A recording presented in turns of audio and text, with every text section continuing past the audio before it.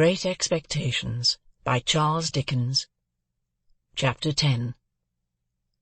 The felicitous idea occurred to me a morning or two later, when I woke, that the best step I could take towards making myself uncommon was to get out of Biddy everything she knew. In pursuance of this luminous conception, I mentioned to Biddy, when I went to Mr. Wopsle's great-aunt's at night, that I had a particular reason for wishing to get on in life, and that I should feel very much obliged to her if she would impart all her learning to me. Biddy, who was the most obliging of girls, immediately said she would, and indeed began to carry out her promise within 5 minutes.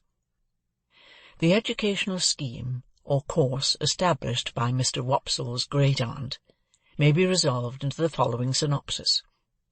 The pupils ate apples, and put straws down one another's backs, until Mr. Wopsle's great-aunt collected her energies and made an indiscriminate totter at them with the birch-rod. After receiving the charge with every mark of derision, the pupils formed in line, and buzzingly passed a ragged book from hand to hand. The book had an alphabet in it, some figures and tables, and a little spelling. That is to say, it had had once. As soon as this volume began to circulate, Mr. Wopsle's great-aunt fell into a state of coma, arising either from sleep or a rheumatic paroxysm. The pupils then entered among themselves upon a competitive examination on the subject of boots, with the view of ascertaining who could tread the hardest upon whose toes. This mental exercise lasted until Biddy made a rush at them and distributed 3 defaced Bibles, shaped as if they had been unskilfully cut off the chump-end of something, more illegibly printed at the best than any curiosities of literature I have since met with, speckled all over with iron mould, and having various specimens of the insect world smashed between their leaves. This part of the course was usually lightened by several single combats between Biddy and refractory students. When the fights were over, Biddy gave out the number of a page, and then we all read aloud what we could, or what we couldn't, in a frightful chorus, Biddy leading with a high, shrill, monotonous voice, and none of us having the least notion of, or reverence for, what we were reading about. When this horrible din had lasted a certain time, it mechanically awoke Mr. Wopsle's great-aunt, who staggered at a boy fortuitously and pulled his ears. This was understood to terminate the course for the evening, and we emerged into the air with shrieks of intellectual victory. It is fair to remark that there was no prohibition against any pupil's entertaining himself with a slate, or even with the ink, when there was any, for that it was not easy to pursue that branch of study in the winter season, on account of the little general shop in which the classes were holden, and which was also Mr. Wopsle's great-aunt's sitting-room and bedchamber, being but faintly illuminated through the agency of one low-spirited dip-candle and no snuffers. It appeared to me that it would take time to become uncommon under these circumstances. Nevertheless, I resolved to try it, and that very evening Biddy entered on our special agreement by imparting some information from her little catalogue of prices under the head of moist sugar, and lending me, to copy at home, a large old English D, which she had imitated from the heading of some newspaper, and which I supposed, until she told me what it was, to be a design for a buckle. Of course there was a public-house in the village, and of course Joe liked sometimes to smoke his pipe there. I had received strict orders from my sister to call for him at the Three Jolly Bargemen that evening, on my way home from school, and bring him home at my peril. To the Three Jolly Bargemen, therefore, I directed my steps. There was a bar at the Jolly Bargemen, with some alarmingly long chalk scores in it on the wall at the side of the door, which seemed to me to be never paid off. They had been there ever since I could remember, and had grown more than I had. But there was a quantity of chalk about our country, and perhaps the people neglected no opportunity of turning it to account. It being Saturday night, I found the landlord looking rather grimly at these records, But as my business was with Joe and not with him, I merely wished him good evening, and passed into the common room at the end of the passage, where there was a bright, large kitchen fire, and where Joe was smoking his pipe in company with Mr. Wopsle and a stranger. Joe greeted me as usual with, "Hallo, Pip, old chap," and the moment he said that, the stranger turned his head and looked at me. He was a secret-looking man, whom I had never seen before. His head was all on one side, and one of his eyes was half shut up, as if he were taking aim at something with an invisible gun. He had a pipe in his mouth, and he took it out, and, after slowly blowing all his smoke away, and looking hard at me all the time, nodded. So I nodded, and then he nodded again, and made room on the settle beside him, that I might sit down there. But, as I was used to sit beside Joe whenever I entered that place of resort, I said, "No, thank you, sir," and fell into the space Joe made for me on the opposite settle. The strange man, after glancing at Joe, and seeing that his attention was otherwise engaged, nodded to me again when I had taken my seat, and then rubbed his leg in a very odd way as it struck me. "You was saying," said the strange man, turning to Joe, "that you was a blacksmith?" "Yes, I said it, you know," said Joe. "What'll you drink, Mr.—" "You didn't mention your name, by the by." Joe mentioned it now, and the strange man called him by it. "What'll you drink, Mr. Gargery, at my expense, to top up with?" "Well," said Joe, "to tell you the truth, I ain't much in the habit of drinking at anybody's expense but my own." "Habit? No," returned the stranger. "But once in a way, and on a Saturday night too. Come, put a name to it, Mr. Gargery." "I wouldn't wish to be stiff company," said Joe. "Rum?" "Rum?" repeated the stranger. "And will the other gentleman originate a sentiment?" "Rum," said Mr. Wopsle. "3 rums," cried the stranger, calling to the landlord. "Glasses round."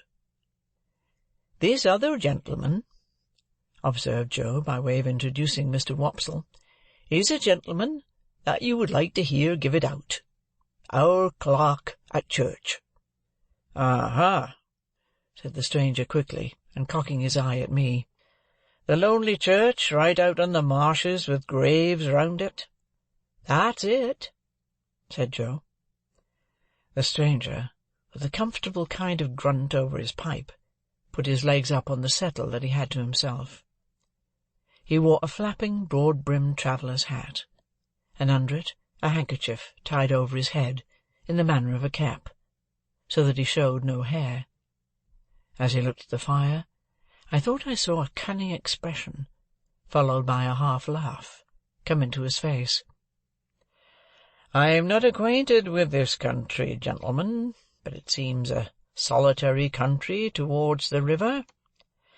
"Most marshes is solitary," said Joe. "No doubt, no doubt. Do you find any gipsies now, or tramps, or vagrants of any sort out there?" "No," said Joe. "None but a runaway convict now and then, and we don't find them easy. Eh, Mr. Wopsle?" Mr. Wopsle, with a majestic remembrance of old discomfiture, assented, but not warmly. "Seems you have been out after such?" asked the stranger. "Once," returned Joe. "Not that we wanted to take them, you understand. We went out as lookers-on. Me and Mr. Wopsle and Pip. Didn't us, Pip?" "Yes, Joe." The stranger looked at me again, still cocking his eye, as if he were expressly taking aim at me with his invisible gun, and said, "He's a likely young parcel of bones, that. What is it you call him?" "Pip," said Joe. "Christened Pip?" "No, Not christened Pip." "Surname Pip?" "No," said Joe. "It's a kind of family name what he gave himself when a infant, and is called by." "Son of yours?" "Well," said Joe, meditatively. Not, of course, that it could be in any wise necessary to consider about, but because it was the way at the Jolly Bargemen to seem to consider deeply about everything that was discussed over pipes. "Well, no. No, he ain't." "Nevy?" said the strange man. "Well," said Joe, with the same appearance of profound cogitation, "he is not. No, not to deceive you, he is not my nevy." "What the blue blazes is he?" asked the stranger, which appeared to me to be an inquiry of unnecessary strength. Mr. Wopsle struck in upon that, as one who knew all about relationships, having professional occasion to bear in mind what female relations a man might not marry, and expounded the ties between me and Joe. Having his hand in, Mr. Wopsle finished off with a most terrifically snarling passage from Richard III, and seemed to think he had done quite enough to account for it, when he added, "As the poet says." And here I may remark that when Mr. Wopsle referred to me, he considered it a necessary part of such reference to rumple my hair and poke it into my eyes. I cannot conceive why everybody of his standing, who visited at our house, should always have put me through the same inflammatory process under similar circumstances, yet I do not call to mind that I was ever in my earlier youth the subject of remark in our social family circle, but some large-handed person took some such ophthalmic steps to patronize me. All this while the strange man looked at nobody but me, and looked at me as if he were determined to have a shot at me at last, and bring me down. But he said nothing after offering his blue blazes observation, until the glasses of rum and water were brought, and then he made his shot, and a most extraordinary shot it was.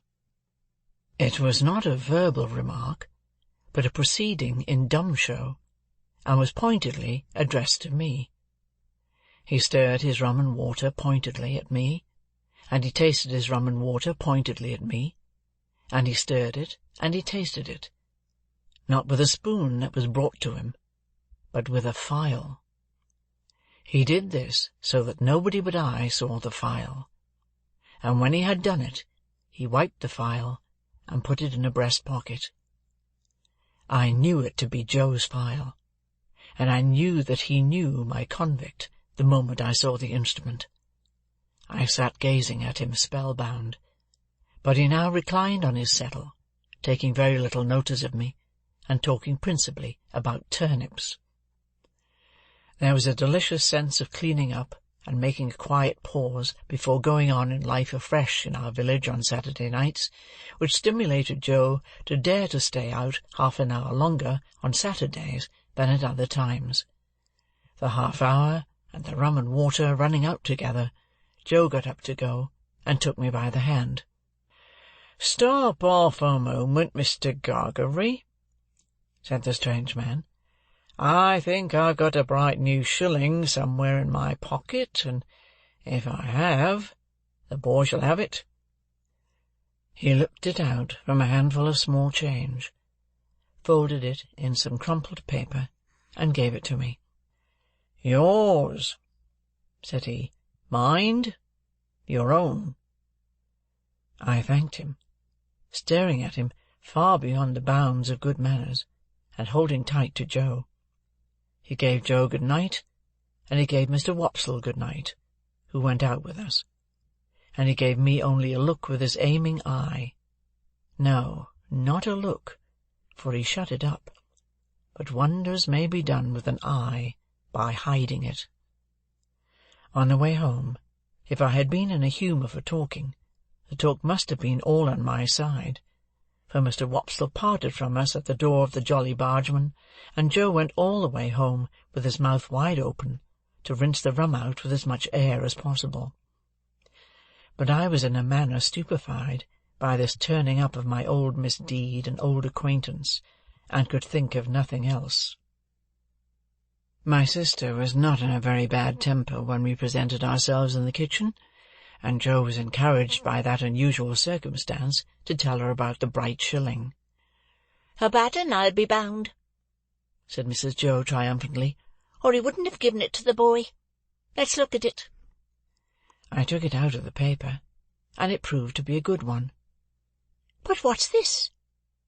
said Mrs. Joe, throwing down the shilling and catching up the paper.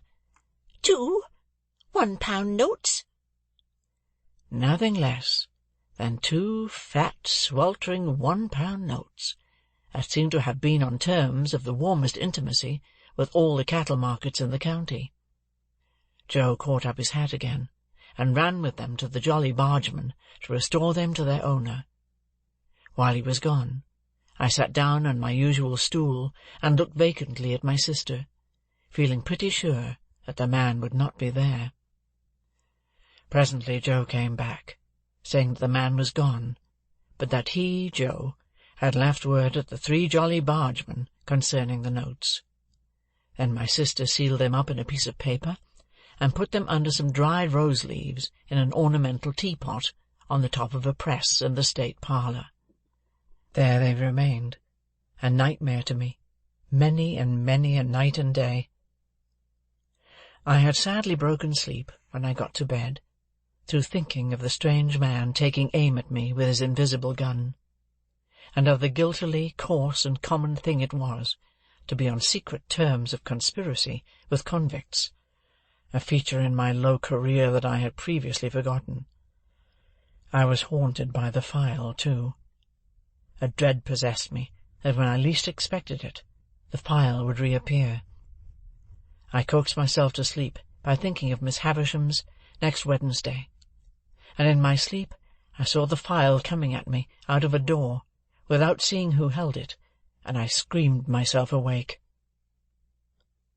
Chapter 10